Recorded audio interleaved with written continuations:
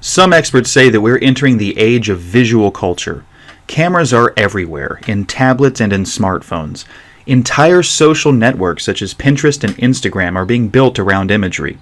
Customers can interact with images to create lists and collections of favorite product images. According to their studies, 67% of consumers say that they are more likely to contact a local business when the search engine results contain images. Additionally, articles that have images in them increase their views by 94%.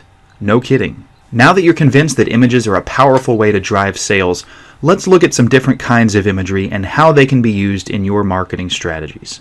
Infographics seem to be everywhere these days. The reason? They work. An infographic is a great way to organize and present complicated information in an understandable way. An infographic can be used to define a problem and demonstrate how your product or service can solve it. There are several free tools and resources available for creating infographics. Here's a list of free infographics resources. The first is easel.ly or Easily. This features customizable free templates that are easy to use to create infographics. The second one's called Visually. It can be used to create custom graphics.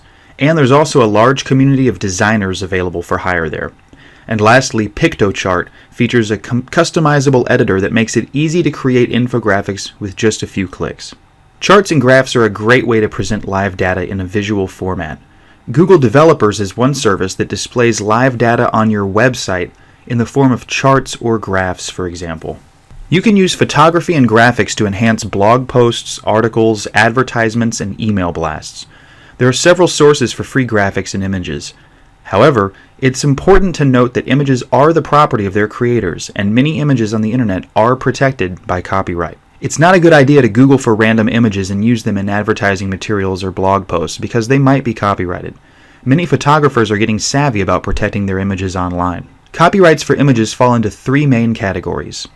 One is stock photo services such as iStock Photo, Getty Images, and Dreamstime that offer high-quality images that you can purchase the rights to use. Two is called fair use. Under this type of copyright, the images are usually free or low cost, but limit the kinds of situations in which the image can be used. For example, you might have permission to use the image for personal use, but not for commercial use. The third is public domain. Images that are in the public domain are free to use for any purpose. Public domain images are a great resource for marketers. Images enter the public domain after a certain amount of time or because the photographer or artist has released them. So here are some resources for free or low-cost images. These sites will specify what rights the images are under. The first is Flickr Creative Commons Group. The second, Photo8. The third, Morguefile. Look these up, take advantage of them, and lastly, you have the option of taking your own photos or creating your own graphics using free programs such as GIMP or Inkscape. Images can be used to stir emotions, communicate a message, and engage prospects. There are many ways to incorporate images into all of your marketing communications. You can create them yourself using free tools or look to several free or low-cost image resources for images that you have permission to use. We post new internet marketing videos like this one weekly. Hit the subscribe button below to make sure you don't miss a single one.